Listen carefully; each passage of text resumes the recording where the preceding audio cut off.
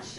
I thought that given the hour you wouldn't want 2 PowerPoint presentations, but then I started regretting it because I have some really cool slides I could have shown. So I'll have to describe them, which is even worse than showing them. So what I actually wanted to do, and I wonder if this is, I mean, we can do anything you want really during the question and answer period, but what I wanted to focus on, which is actually very much at the heart of this new institute I set up at UCL, called Institute for Innovation and Public Purpose, is focus on the challenges for the civil servants and the policymakers when thinking about directed growth, right? Because in fact, what Adair was talking about when he talked about decarbonization of the entire economy, he was, as he explicitly said in the beginning, not just talking about renewable energy. And as important as that is, and some countries are leading and others are not just following but completely lagging behind, unless we decarbonize the whole economy and actually take advantage of the comeback of industrial policy after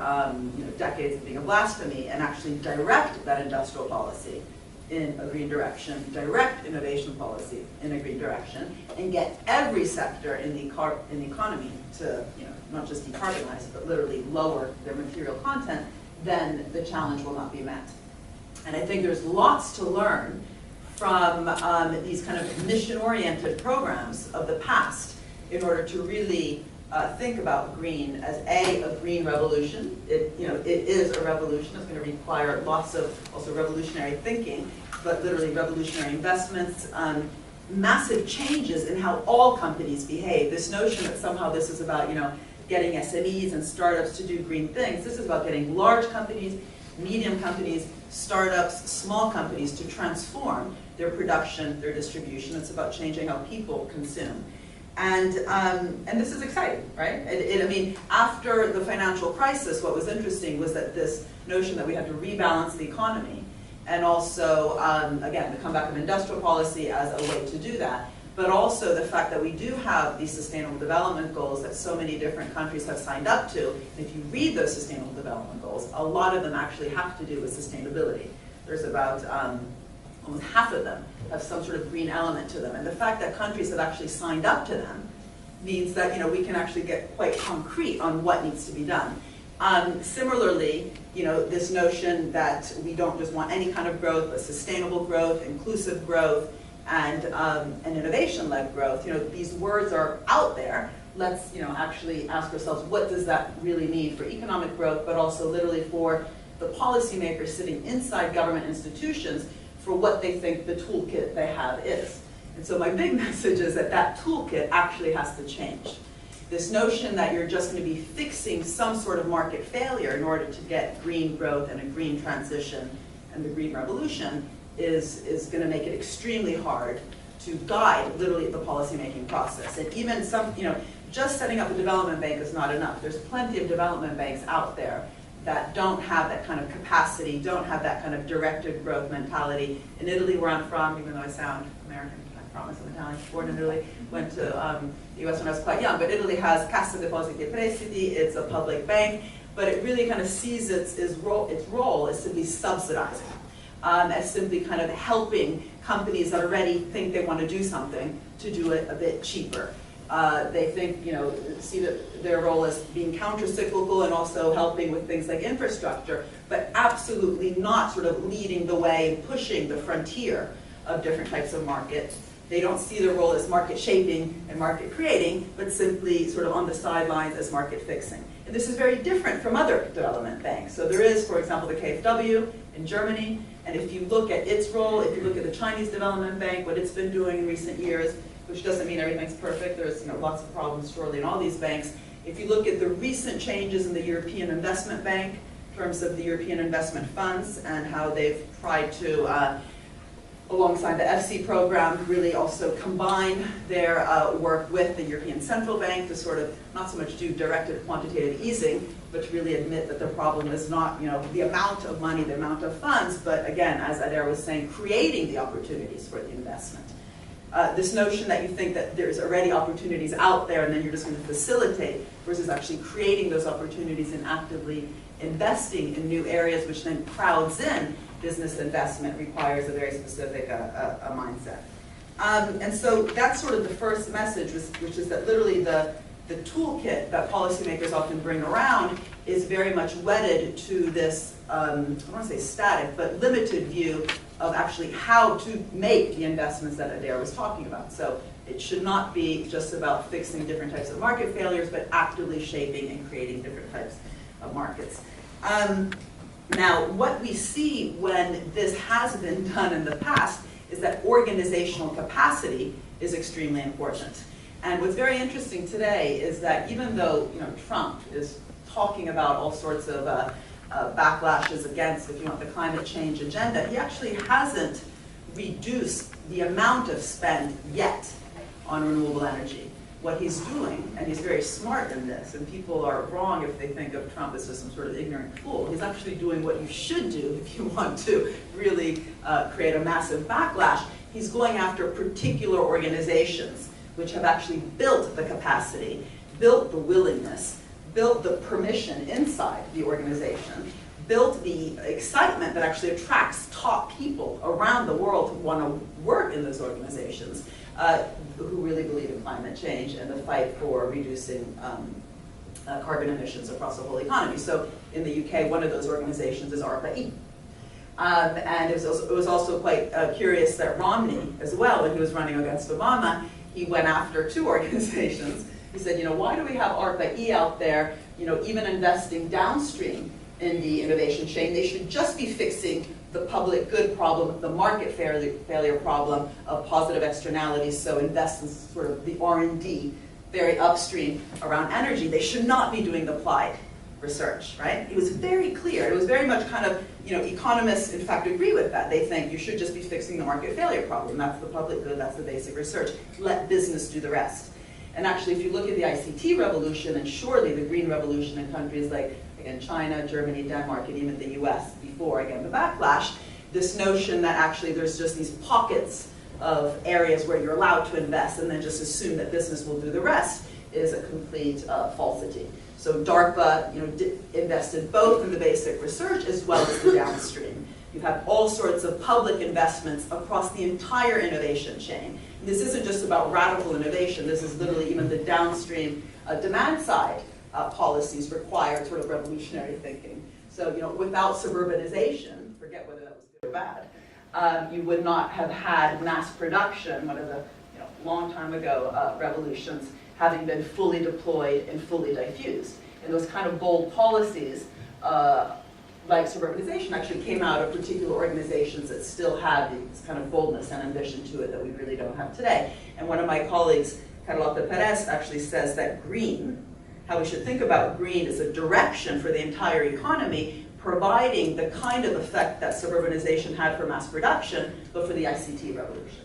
ICT, lots of people make fun of it, and they have the indoor toilet here and the internet there, and say which one, would you rather get rid of if you had to get rid of just one, not being able to surf or having to go outside to pee. And the joke is basically that ICT hasn't had this massive transformational effect as electricity has had, or these kind of old massive innovations like the indoor toilet have had, and that kind of misses the point. We haven't necessarily had a direction for the ICT revolution, and the green redirection of the economy, the decarbonization of the economy, could actually be making use of that full deployment, full diffusion of that previous revolution, the ICT revolution, across the entire economy, but with that green direction. And again, it requires a very different mindset.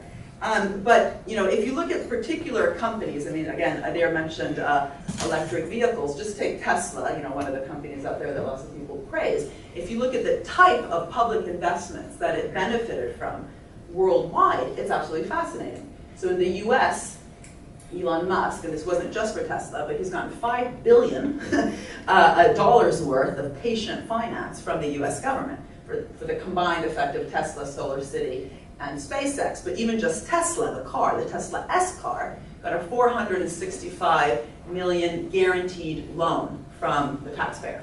A similar amount of money went to Solyndra, which everyone knows, the solar company that went completely bust. And the lesson that people drew wrongly was, oh God, government basket case. Why are you actually making choices in particular companies? You should just be facilitating, just leveling the playing field, just fixing market failures, right? This narrative that I started off saying is problematic narrative, don't actually make bets on particular companies or particular technologies. Had they actually seen that wide array of investments, and this again, take out the normative part of this. This isn't good or bad, this is just a fact, right? Wide array of different investments, which the taxpayer has underwritten in the US. It was actually a huge portfolio, of which lots of it was very successful, including fracking. This is what I mean by this is not all good, right? Including fracking, including offshore wind, including particular companies, again, like Tesla that got that loan, which were also very successful. So one of the issues is how do you actually transform also the narrative instead of talking about which company should we support, which technology should we support, but actually admit that what this requires is investments across a broad portfolio and seeing it as actually having to, along the way, perhaps fail. In fact, as Bill Janeway often mentions, he's also on the INET board, any entrepreneur is actually quite proud that you have trial and error and error and error. But if you look at the role of, again, public funds worldwide in actually shaping and creating markets from ICT to nanotechnology to biotech to green tech, there is also that trial and error and error and error. But if it's a public fund, the way that you actually think about risk, the way you actually think about return, should be driven by notions of public value and transforming existing markets, not just filling the gap, right? So, and what's very curious is we actually don't have concepts of public value in economics. We have concepts of the public good, which again is just a correction for a problem, what the private sector is not investing in, but we don't have these notions that are much more ambitious about how to really transform an economy or even a particular organization aiming for that. We don't have sort of concrete metrics for that. I always give the example, by the way, of the BBC, because people in the UK know all about the BBC. If you're interested in just seeing in a very practical way what happens when you don't have metrics of public value, look at how the charter review of the BBC occurred, where they were basically told, okay, you can make documentaries about giraffes in Africa, you can make high quality, world news, but don't make soap operas, don't make talk shows. That's not sort of a public good problem, that's for business.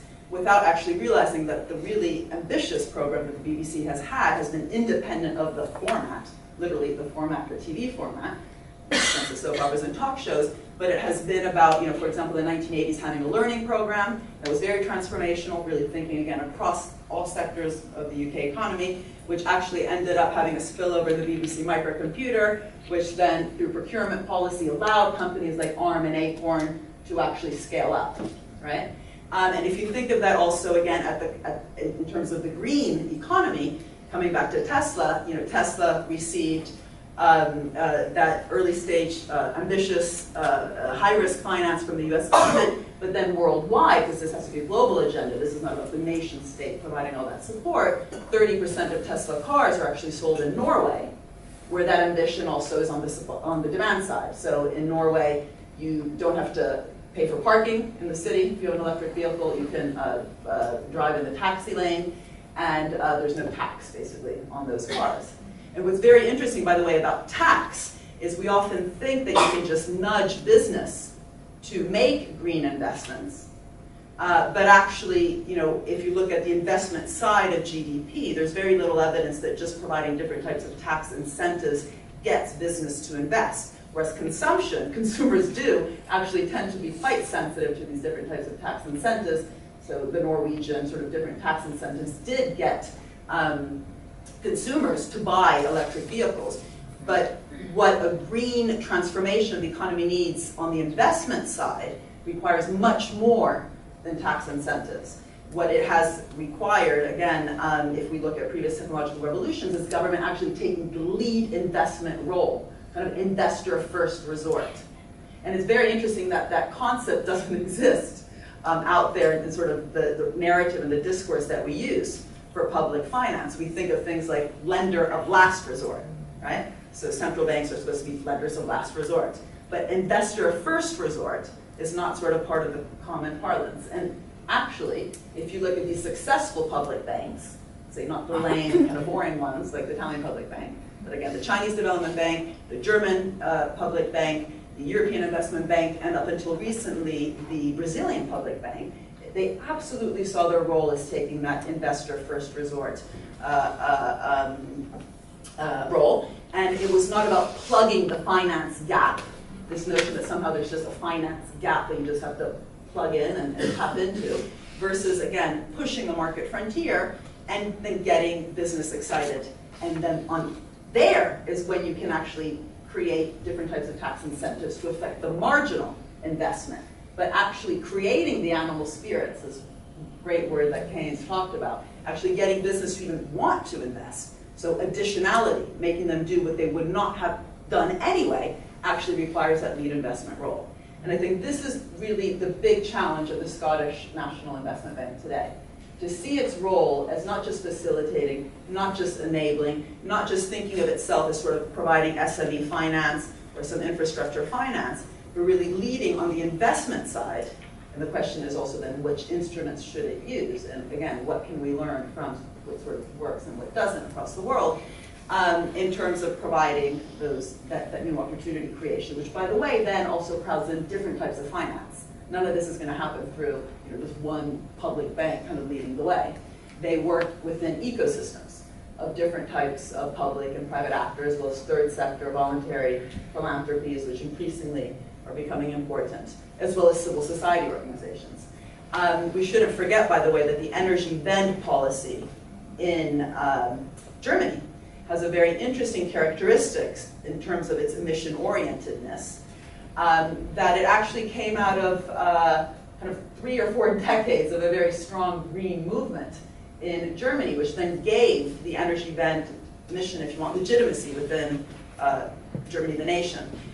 Whereas the mission, to the moon, which is very interesting, and people like Stern and King have talked about sort of, green mission today. That actually came from Kennedy and his team, president and his team thinking, okay, we're going to do this, Cold War, this is going to be our mission. And what's interesting is how to actually, on the one hand, direct economic growth, again, in a green way, but also to allow lots of this bottom-up experimentation below, but also unless it really has legitimacy within the country, it's very hard then also to follow through beyond the electoral cycle. And I think what's very interesting in Scotland, at least under Sturgeon, and I have the luck of being one of her economic advisors, is that there is, if you want, a very clear remit and pretty concrete policies that have been happening over the last years that have made it quite explicit that the strategy is both about innovation-led growth, making that innovation more green, but also inclusive growth. And how to use these public investment tools to achieve both of those is very, very interesting, because what you didn't have, for example, in Silicon Valley, you had public investment, again, leading the way, so everything in our smartphones that makes it smart and not stupid was publicly financed, right? Internet, GPS, touchscreen, Siri. But the rewards to that were largely privatized, okay? And partly also because they didn't actually set it up like a portfolio, right? So for every internet, you really do have 8 or 9 Concords.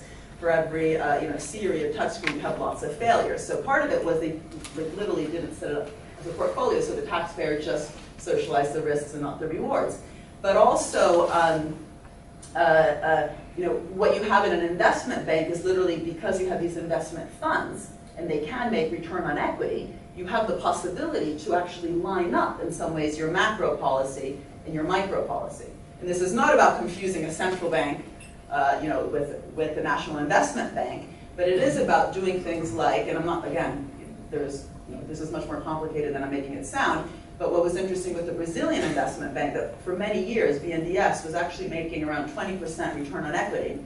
It was increasingly pressured to be investing in those areas where the private sector was not investing in, and if you look at the amount of investments both in the life sciences area, but also the generics and transforming the generic sector, but increasingly green.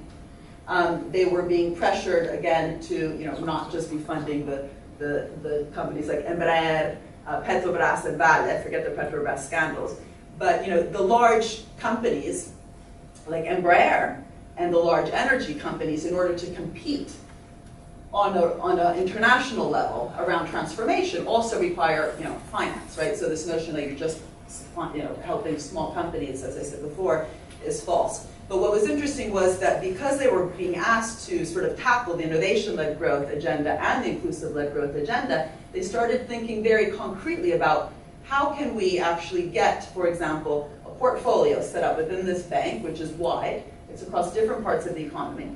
But then the 80% of the funds that go back to the Treasury, because BNDES could only keep 20% of that 20% return on equity, the 80% that go back to the Treasury, there was a big debate about whether that should be going into things like education, health, favelas. But the 20% that remained in BNDES, how to redistribute that again across that whole sort of risk spectrum. And this is the issue, that you don't want in the end to have a public bank that is putting all its eggs in one basket, or also that gets pressured to provide funds to particular sectors.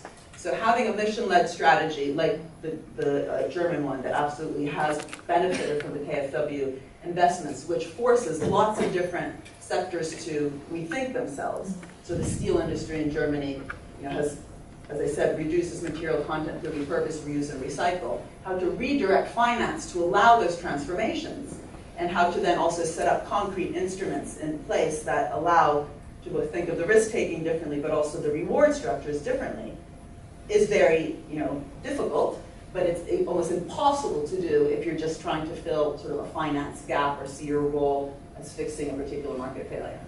So I think this is one of the things that would be interesting to talk about, especially with the policymakers in the room, is whether they feel they even have the remit to be thinking in this way, or if they always have to sort of identify first the gap and then to fill it in without actually having the capacity, the capability, and the metrics also to be actively shaping and creating new markets in the country.